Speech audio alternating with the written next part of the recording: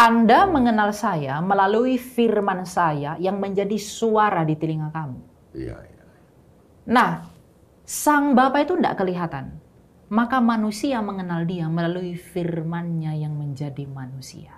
Yohanes 1 ayat 14 berkata demikian. Ketika kita ingin mencoba membuat nama kepada Sang Pencipta itu, seolah-olah kita sudah membuat sesuatu Kita label. menamai dia. Iya, label gitu ya. Pakem, ya. Kita menamai dia. Makanya Kalau bilang, kita, aku adalah aku. akulah aku. Allah itu sepenuhnya, Yesus itu sepenuhnya Allah, sepenuhnya manusia. Tapi kenapa ketika dia menerima sesuatu di umur 30 baru dia terlihat seperti Allahnya kelihatan? Jadi kejarlah segala sesuatu bukan untuk dirimu tapi untuk dia. Bukan karena apa yang telah kita lakukan tapi karena apa yang telah dia selesaikan. Wow. Karena tanpa dia kita ini bukanlah apa-apa.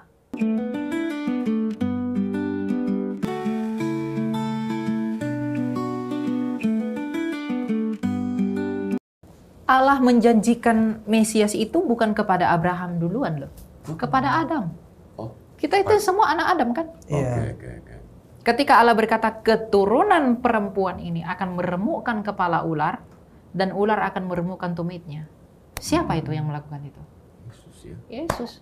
Ketika ular meremukkan tumit Yesus dengan menyalibkannya, tapi Kristus meremukkan kepala ular itu melalui kebangkitannya.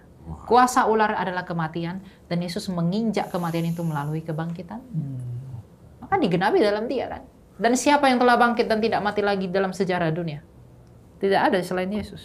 Apakah janji-janji Allah kepada Israel di Perjanjian Lama masih berlaku secara literal hari ini? Apakah semua orang percaya sekarang ini adalah Israel rohani? Dan apakah gereja sudah menggantikan Israel? Maksudnya karena ya sekarang gereja masanya. Ya gereja itulah Israel itu. Oh begitu. Iya. Kan apa yang di Perjanjian Secara Lama? fisik literal atau Secara semua. Mau rohani mau literal. Karena Kristus itu yang membuat kita jadi Israel. alasannya itu? Alasannya Kristus itu. Coba baca Galatia 3 itu 9 ya. Lagi pula, jikalau kamu milik Kristus, kamu adalah keturunan Abraham dan ahli waris menurut janji Allah. Ahli waris di sini dalam artian apa? Kita baca Roma 8 ayat yang ke-16. Roh itu sendiri bersaksi bersama roh kita bahwa kita adalah anak-anak Allah. Jika kita anak Allah, kita juga ahli waris. Maksudnya orang-orang yang berhak menerima janji Allah yang akan menerimanya bersama Kristus, yaitu jika kita menderita bersama Dia, supaya kita juga dipermuliakan bersama dengan Dia. Itu dalam artian apa? Kerajaan anaknya itu. Jadi kita ini orang Israel. Berarti kita harus membela Israel dong daripada Oh enggak. Gaza. Ya Israel yang di sana itu kan berperang dalam motif apa dulu? Iya. Oh. Ya orang dukung-dukung Israel juga gunanya apa? Apa maknanya dia dukung-dukung Karena Israel? saya Israel rohani, itu Israel fisik, jadi saya harus dukung dia. Itu salah ya?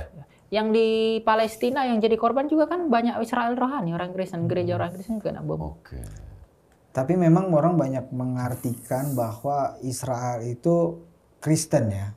Jadi seakan-akan, ini padahal kan sebenarnya ya kita harusnya ya Kristen, yaitu pengikut Kristus aja udah. Ya kita miliknya Kristus, kita Israel itu. Israel ya. Apa karena mereka tegar tengkuk? Betul. Di dalam kitab Roma dikatakan itu adalah simbol tentang hak kesulungan Israel. Kan Esau menjual hak kesulungannya kepada Yakub karena hal sepele, karena makanan. Ya, Brennebon. Ya, jadi dia membuang hak kesulungan itu. Nah, Israel ini pun membuang hak kesulungannya tentang Kristus ini kepada bangsa-bangsa lain. Jadi tadinya mereka yang sulung menjadi yang bungsu, kita tadi yang bungsu menjadi yang sulung. Jadi setelah genap nanti kita dari seluruh dunia ini percaya kepada Dia, maka nanti yang dari Israel belakangan. Roma 11 ya, ayat 11. Karena itu aku bertanya, apakah mereka tersandung atau harus jatuh sekali-kali? Tidak. Tetapi karena pelanggaran mereka Israel, keselamatan telah sampai kepada bangsa-bangsa lain untuk membuat mereka cemburu. Ini yang bisa untuk membuat mereka cemburu ya. Jadi keselamatan itu karena pelanggaran Israel. Jadi kita dapat imbas gitu ya? Kita dapat imbasnya. Kalau mereka tidak menolak itu, mereka jadi sulung duluan. Sulung duluan ya. Sama seperti Esau, kalau dia tidak membuang hak kesulungan kepada Yakub, dia tidak dapat Dia itu. dapat itu ya. Gitu. Nah, pertanyaannya kan tadi Bro bilang adalah bahwa maksudnya akhirnya semua bangsa akan mendengar firman baru dia terakhir kan. Ya. Nah, apakah dengan dunia digital ini akan semakin cepat? Ya, semakin cepat. Orang dulu mungkin harus wah susah, sekarang semua pelosok udah. Makanya kita sudah hidup di zaman akhir. Oke. Wah, Kita akhir tidak- bro ini bro. Kita tinggal nunggu akhir zamannya aja. Kita sedang hidup di zaman akhir. Di zaman akhir dan akan menjadi akhir zaman. Dan, Ya. dan akan Ketika Kristus datang dengan sabitnya, baru itu akhir zaman. Gitu. Kristus datang dengan sabitnya itu maksudnya untuk Ya dia menuai kebun anggurnya, kita kan kebun anggur. ya inilah. Makanya buat teman-teman jangan baca firman sepotong-sepotong, nggak tahu kan. Iya ya. Sabit itu kan digunakan memanen kebun anggur. Nah, Raja Daud mengatakan, pandanglah ya Tuhan kepada kebun anggur milikmu ini. Lagi pula Tuhan Yesus dalam perumpamaan tentang pemilik kebun anggur, ya dunia ini kebun anggur. Nah, ketika ia datang membawa sabitnya, dia siap memanen kebun anggur. Artinya apa? Membawa dan mengadili semua orang. Yang anggur yang busuk dibuang dia, anggur yang manis dia bawa. Berarti kita memang adalah Israel rohani. Ya. Yang karena Kristus. Namun secara kenegaraan kita nggak ada hubungan. Kita nggak ada hubungan. Jadi kita adalah bangsa Indonesia. Di mata Allah, semua orang yang dibaptiskan dalam Kristus adalah Israel itu. Israel kan orang pilihan Allah. Orang yang di dalam Kristus adalah orang pilihan Allah. Sebab di dalam Dia, di dalam Yesus, Allah telah memilih kita. Sebelum dunia dijadikan supaya kita kudus dan tak bercacat di hadapannya, dalam kasih Ia telah menentukan kita dari semula melalui Yesus Kristus untuk menjadi anak-anaknya sesuai dengan kerelaan kehendaknya, supaya terpujilah anugerahnya yang mulia yang dikaruniakannya kepada kita di dalam Dia yang dikasihinya. Wow. Jadi kita di dalam Yesus adalah pilihan Allah. Sama seperti Israel adalah umat pilihan Allah. Maka kalau Israel adalah umat pilihan Allah, maka kita juga adalah umat pilihan Allah di dalam Yesus Kristus, maka kita pun adalah Israel itu. Dan semua janji-janjinya dia itu akan digenapi juga. Iya, tadi kan kita baca di Roma 8 tadi, pelanggaran 16. Janji Allah menjadi ahli waris Jadi sebagai anak-anaknya. orang ini selalu mengkaitkan akhir zaman itu bahwa ada yang terangkat dulu, ada yang nggak terangkat dulu. Kadang-kadang saya berpikir itu pandangan dari mana sih? Apakah memang itu sudah ada di Alkitab gitu kan? Apa memang itu teori yang dibuat orang sendiri karena dia merasa ya mungkin hitung-hitungan dia, saya nggak tahu juga. Ya. Teologi pengangkatan itu ciptaan suatu teolog modern namanya John Darby. Oh, Itu yang beraliran Pentakosta dan karismatik lah. oke. Jadi dia mengajarkan bahwa nanti ada waktunya anak-anak Allah itu tidak mati dan tidak mengalami penganiayaan. Semua akan diangkat dan diluputkan dari penganiayaan, disebut dengan rapture. Jadi pandangan itu ada tiga, ada amil, premil, dan postmil, milenium tadi. Mereka percaya, yang mempercayai pengangkatan ini, mereka percaya bahwa nanti sebelum antikristus datang menganiaya, kita ini akan diangkat. Oke. Nah, tapi ada juga yang percaya nanti setelah antikristus baru ada pengangkatan. Tapi untuk hal itu pun, itu tidak dibenarkan oleh kitab suci. Oke. Kenapa? Saya tidak setuju dengan pandangan bahwa orang akan diangkat sebelum dianiaya. Saya percaya semua orang ketika antikristus itu datang, termasuk orang Kristen, akan dianiaya. Semua rata Semua ya? orang. Kita baca sabda Tuhan kita sendiri ya. Jadi apabila kamu melihat kejijikan yang membinasakan beri tempat kudus menurut firman yang disampaikan melalui Nabi Daniel. Jadi Nabi Daniel juga pernah menubuatkan tentang antikristus tadi. Pembaca hendaklah memahaminya. Maka orang-orang yang di Yudea haruslah melarikan diri ke pegunungan. Orang yang sedang berada di atas rumah janganlah turun dan untuk mengambil barang dari rumahnya. Dan orang-orang yang sedang di ladang janganlah kembali untuk mengambil pakaiannya. Celakalah ibu-ibu yang sedang hamil atau menyusui pada bayi pada masa itu. Berdoalah supaya waktu kamu melarikan diri itu jangan jatuh pada musim dingin atau pada hari Sabat. Sebab pada masa itu akan terjadi siksaan yang dahsyat. Seperti yang belum pernah terjadi sejak awal dunia sampai sekarang dan tidak akan terjadi lagi. Jadi nanti siksaan yang akan datang itu tidak akan pernah terjadi lagi saking dahsyatnya. Tapi apa kata Tuhan Yesus tentang orang-orang di sana? Sekiranya waktunya tidak dipersingkat, tidak seorang pun akan diselamatkan. Namun, oleh karena orang-orang pilihan waktu itu akan dipersingkat. Artinya Tuhan Yesus pun mengatakan, orang pilihan itu ada di dalam penganiayaan itu. Ada ya? Ada. Dan mereka akan dianiaya. Dan oleh karena mereka dianiaya, Tuhan akan mempersingkat waktunya. Karena kalau tidak dipersingkat, semuanya akan binasa. Wah, itu berarti artinya kalau kita pada saat dianiaya itu iman kita nggak kuat, kita akan mengikut antikristus itu. Antikristus itu ya? Iya, kita akan murtad. Jadi kalau orang menghibur diri mengatakan bahwa nanti kita akan diangkat, tenang aja, kita tidak dianiaya antikristus, itu meninabobokan imanmu. Makanya kita harus belajar menderita sebenarnya sekarang. Belajar menderita dan siap menderita. Apakah ketika antikristus itu datang lalu menganiaya kamu rela murtad menukar atau itu ya? Mengikut Kristus? Tapi makanya kan enggak saatnya orang sekarang tuh dengar yang enak-enak tuh. Nah itu saya paham, makanya kan Bro bilang tidak ada pengangkatan. Kemungkinan semua orang akan mengalami aniaya karena ada orang percaya di situ. Artinya tidak ada pengangkatan ya? Ya, saya tidak percaya rapture itu. Ya. Kita satu pemahaman mencoba. Sebentar, tidak ada pengangkatan di mana orang tidak mati, tapi saya percaya ada kebangkitan. Jadi di 1 Tesalonika itu tentang kita menyongsong dia ke angkasa, itu hari kebangkitan bukan pengangkatan. Jadi orang mati dulu bangkit, baru kita yang hidup ini, kita diubahkan seketika, kita menyongsong dia ke angkasa. Itu bukan peristiwa pengangkatan. Itu peristiwa kebangkitan setelah antikristus. Setelah antikristus ya? Kalau rapture kan mengatakan sebelum antikristus. Ya, jadi yang percaya-percaya ini diangkat. Baru aniaya, baru Yesus datang. Jadi seolah-olah orang percaya itu nggak akan mengalami gitu ya? Padahal kalau menurut kebenaran firman yang tadi Bro baca, kita semua sama mengalami. Kita ikut mengalaminya.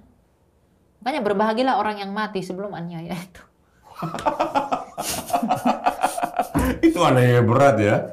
Nero itu pernah menyiksa orang Yahudi loh. Antiochus Epiphanes itu pernah menyiksa orang Yahudi. Kalau kita baca di Deuterokanonika, ketika Antiochus Epiphanes menjara bait suci, itu ada seorang ibu punya banyak anak. Itu anaknya itu dipotong-potong di depan ibunya sendiri. Lalu ada juga pemimpin Roma yang menusuk semua orang Yahudi itu, mohon maaf, dari bawah sampai ke atas dia cucuk lalu dia jadikan obor. Kayak sate ya? Yang menyala. Nah, Tuhan Yesus berkata, kalau kamu sudah melihat yang keji itu, nanti yang akan datang lebih keji daripada itu. Dan persiapkan dirimu untuk itu. Nah, terakhir nih mungkin ini, mengenai kerajaan 1000 tahun itu. Kan kita yang hidup pada akhirnya, nanti kan kita hidup di kerajaan 1000 tahun. Dunia ini tidak ada lagi ya? Kerajaan 1000 tahun itu bukan nanti, sekarang itu. Oh, coba boleh jelasin? Ya, kerajaan kan kalau pandangan tadi mengatakan 1000 tahun itu nanti. Iya. Jadi kita diangkat antikristus, baru kita 1000 tahun, baru pengadilan. Iya. Kalau pandangan gereja mula-mula, kerajaan 1000 tahun itu sekarang. Mulai dari Yesus terangkat sampai nanti dia datang. Jadi 1000 itu nggak dipahami 1000 tahun beneran. Tapi itu angka simbolik. Simbolik ya. Karena 1000 itu adalah hasil perkalian 10 pangkat 3. 10 itu penuh genap. 3 itu ilahi karena Tritunggal. Jadi 10 pangkat 3 adalah waktu yang penuh dan genap oleh Sang Tritunggal itu. Itu kerajaan 1000 tahun. Dan itulah masa gereja sekarang. Kalau kita baca apa arti detailnya di dalam Wahyu, iblis diikat dan segala macam, kita baca ya di kitab Wahyu. Kerajaan 1000 tahun. Ayat 20 ya, Wahyu 20. Lalu aku melihat seorang malaikat turun dari surga. Ini penglihatan Rasul Yohanes di Pulau Patmos, ya. Memegang anak kunci jurang maut dan suatu rantai besar di tangannya. Ia menangkap naga, si ular tua, yaitu iblis dan setan. Jadi ini pemimpinnya setan-setan itu loh. Nah, dan mengikatnya selama 1000 tahun. Apa artinya dia diikat selama 1000 tahun? Artinya dia tidak diizinkan untuk menghalangi penginjilan ke seluruh dunia. Yang sekarang ini? Sekarang ini. Nah, ayat yang ketiga. Ia melemparkannya ke dalam jurang maut, lalu menutup jurang maut itu dan memeteraikannya di atasnya, supaya ia jangan lagi menyesatkan bangsa-bangsa sebelum berakhir masa 1000 tahun itu. Setelah itu ia akan dilepaskan untuk waktunya yang singkat. Nah, coba bayangkan. Kalau 1000 tahun nanti, Tuhan Yesus sudah angkat nih gereja. 1000 tahun, baru iblis dilepaskan lagi. Buat apa? Iya, ya. Tapi kalau di sini, kalau 1000 tahun itu sekarang, dia dilepaskan, itu apa artinya? Nanti masa antikristus itu. Ada Dia akan kemungkinan ya. diizinkan, sekarang dia belum diizinkan menganiaya orang Kristen secara massal. Tapi nanti dia akan dilepaskan untuk sedikit waktu untuk menganiaya orang-orang yang percaya kepada Kristus. Makanya dikatakan setelah itu, ia akan dilepaskan untuk waktu yang singkat.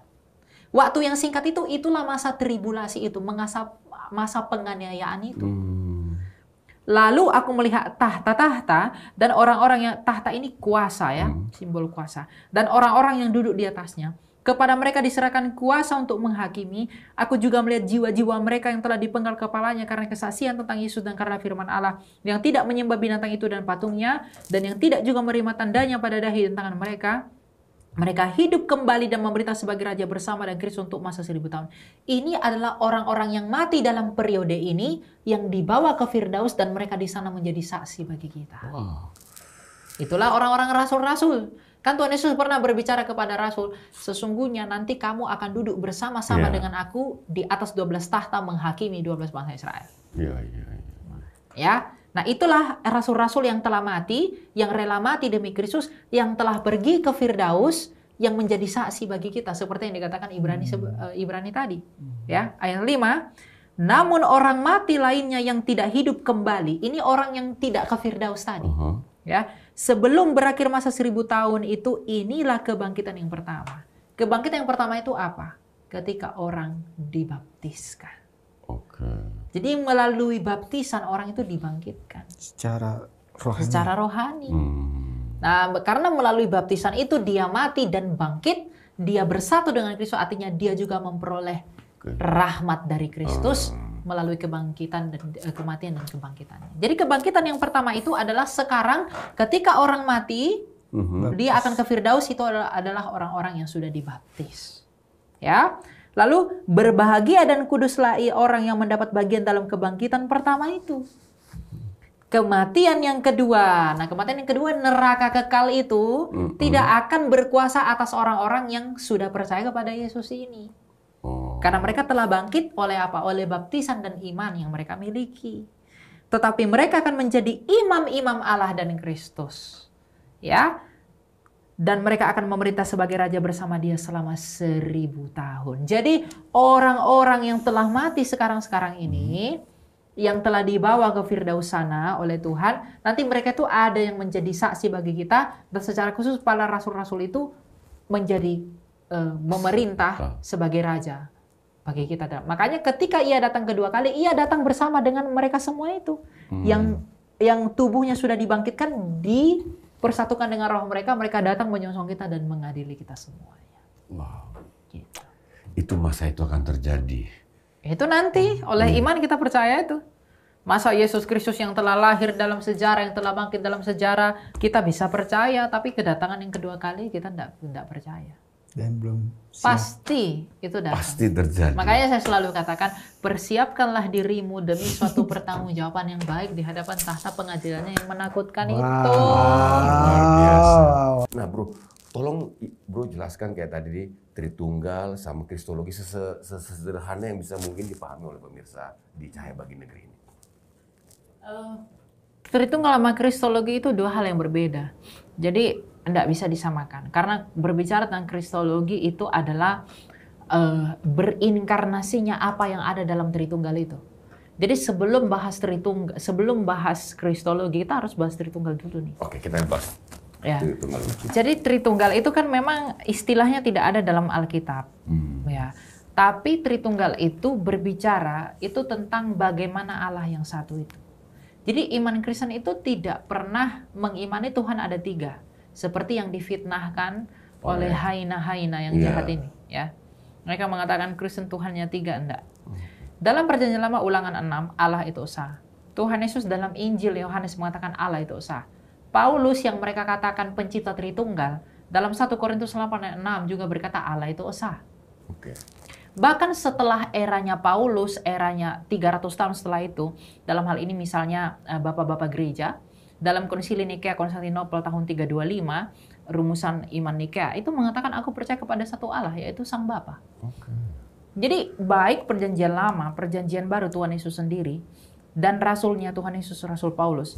Dan setelah itu pun Konsili Nikea, itu sepakat Allah itu esa. Satu ya? Satu. Tapi mengapa ada Trinitas?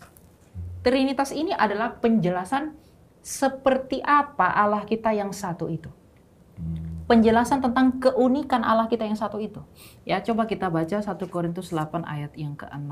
Bahwa bagi kita hanya ada satu Allah. Satu Allah yaitu Bapa, yang dari Dia berasal segala sesuatu, dan yang untuk Dia kita hidup, dan satu Tuhan saja yaitu Yesus Kristus, yang karena Dia segala sesuatu telah dijadikan dan yang karena Dia kita hidup.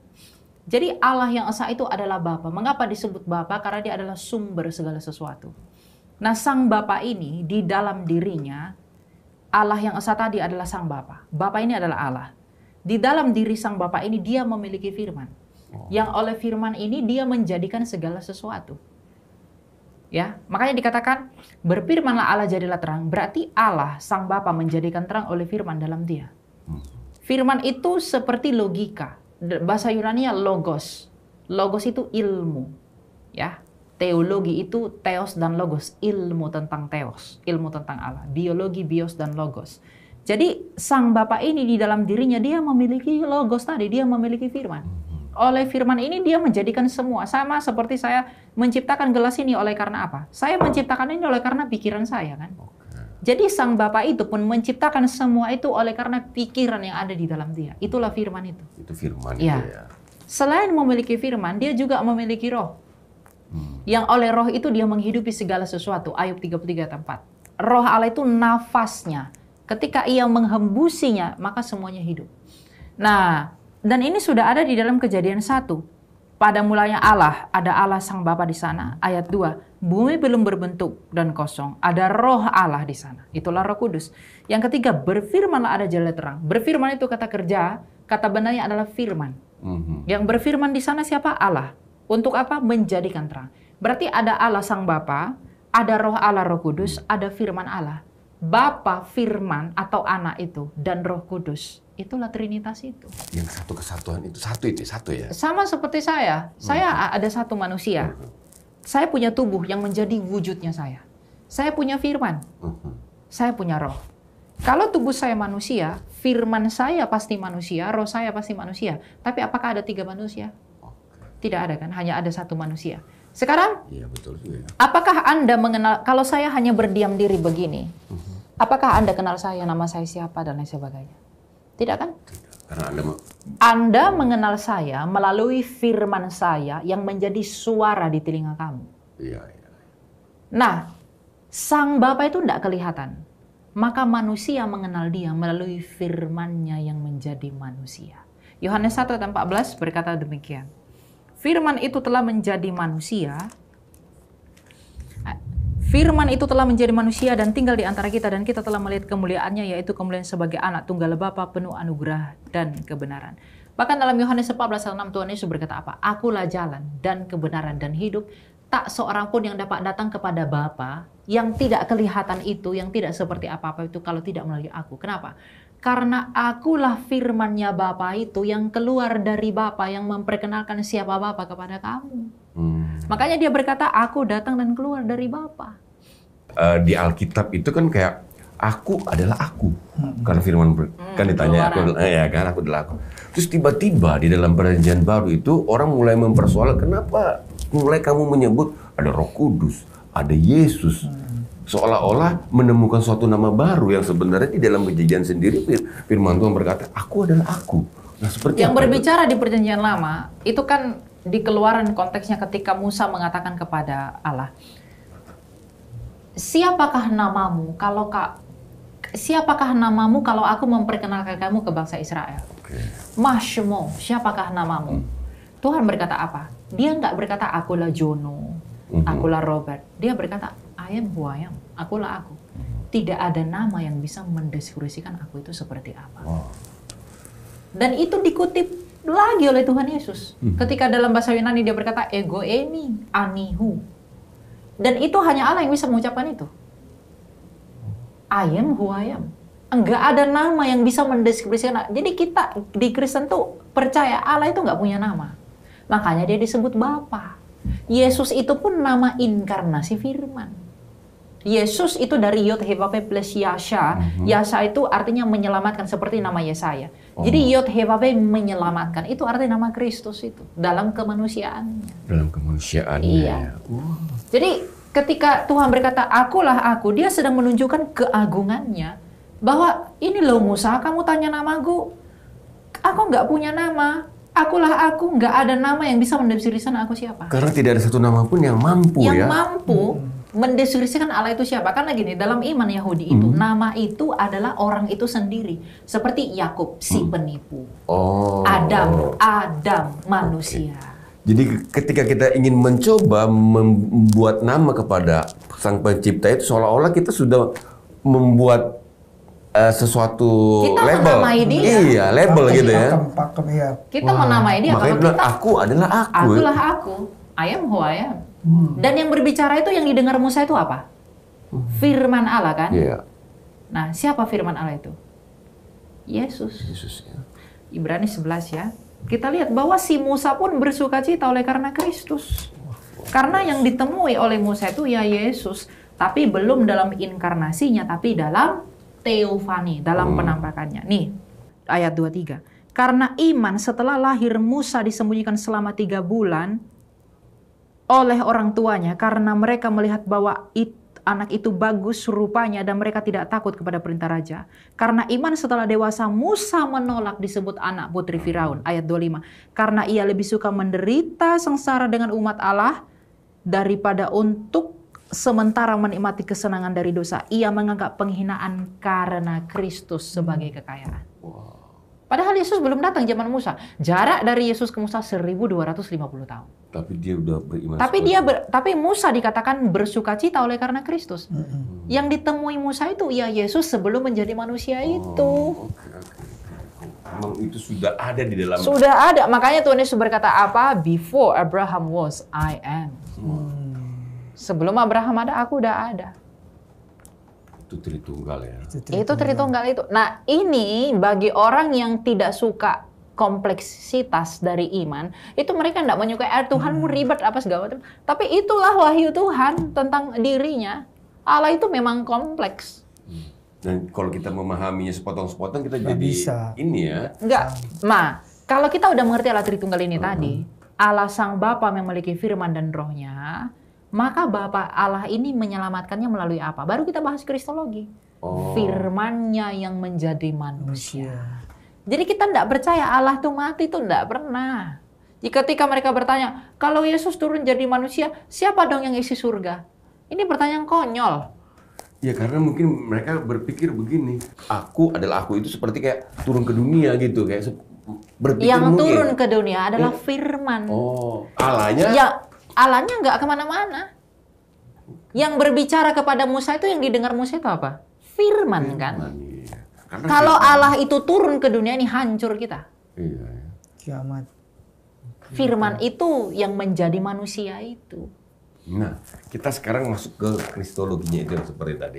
Ketika Allah, firman itu menjadi manusia, dia manusia 100%, tetapi dia juga Allah 100% ya. Nah, itu pengertiannya seperti apa? Sepenuhnya Allah, sepenuhnya manusia. Kalau 100% itu nggak tepat. Oke, sepenuhnya maksudnya bahwa itu nggak bisa terpisahkan, memang kayak satu kesatuan gitu. Jadi gini, ketika firman Allah menjadi manusia, dia ketika menjadi manusia, dia tidak mengubah kodratnya, tapi menambahkan kodratnya. Jadi ketika firman itu kan adalah Allah. Yohanes 1:1 pada mulanya adalah firman itu bersama-sama dengan Allah, dan firman itu adalah Allah. Firman itu adalah Allah. Ketika dia menjadi manusia, dia tidak kehilangan hakikat Allahnya ini, tapi dia menambahkan kodratnya yang manusia ini.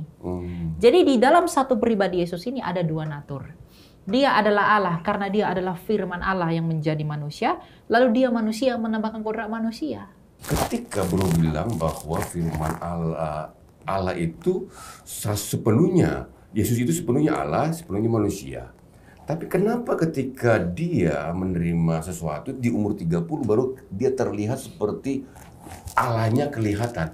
Apakah dia umur remaja dia nggak seperti melakukan Umur 12 tahun aja dia mengajar di Bait Allah. Iya, maksudnya seumur 12 tahun memang, atau memang karena kebenaran itu kita nggak dapat kali, atau seperti apa?